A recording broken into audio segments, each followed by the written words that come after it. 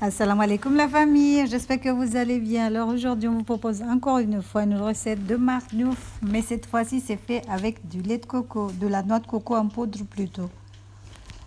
C'est une recette tout simple comme toutes mes recettes. Donc pour la réaliser il vous faudra 4 tasses de farine. Moi je vous dis à chaque fois que ma tasse elle fait 100 grammes à peu près. Donc c'est 400 grammes en tout, ou vous pouvez faire un peu plus, c'est comme vous voulez. Donc là, on va mettre la farine dans une bassine, comme vous le voyez sur la vidéo. Là, ça bouge un tout petit peu parce que le trépied, je l'ai posé, je ne sais pas, dans un carton. Et à chaque fois que je posais quelque chose, là, ça bougeait de partout. Donc, je vais venir mettre un tout petit peu de sel. Le sel, c'est à votre goût. Là, je vais rajouter de la noix de coco en poudre, mais vous pouvez utiliser du noix de coco liquide. Donc là, je mets 3 cuillères à soupe. On va venir mélanger le tout. Si vous utilisez le lait de coco liquide, mettez 4 cuillères à soupe. Donc on va venir rajouter le samedi. J'ai mis 2 cuillères à soupe de beurre clarifié, mais vous pouvez utiliser la matière grasse que vous aimez. L'eau, c'est vraiment à vue d'œil. J'ai mis environ 1,5 tasse d'eau.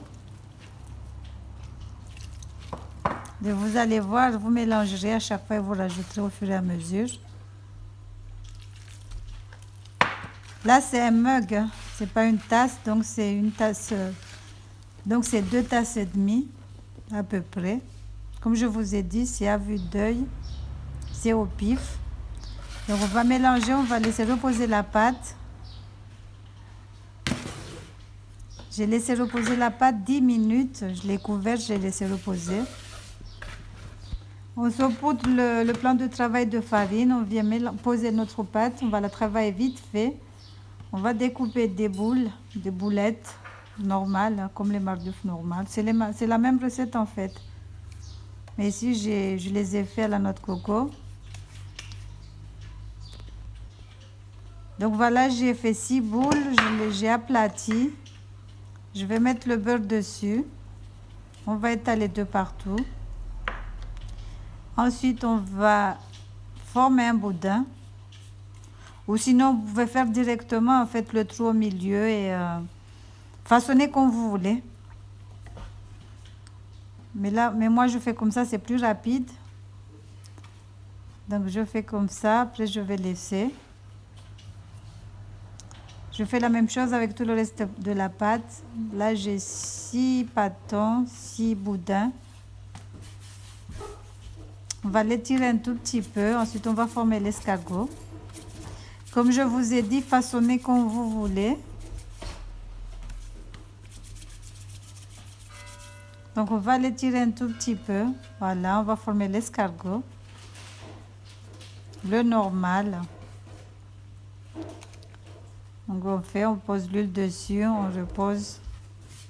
On fait la même chose avec tout le reste des bâtons, des bâtonnets. Donc voilà l'escargot, il est bien escargonné. Donc on va aplatir, on va passer à la cuisson maintenant. On aplatit. Bon, les disques, à chaque fois je vous dis, tout faites ce que vous voulez, le diamètre c'est vous qui voyez.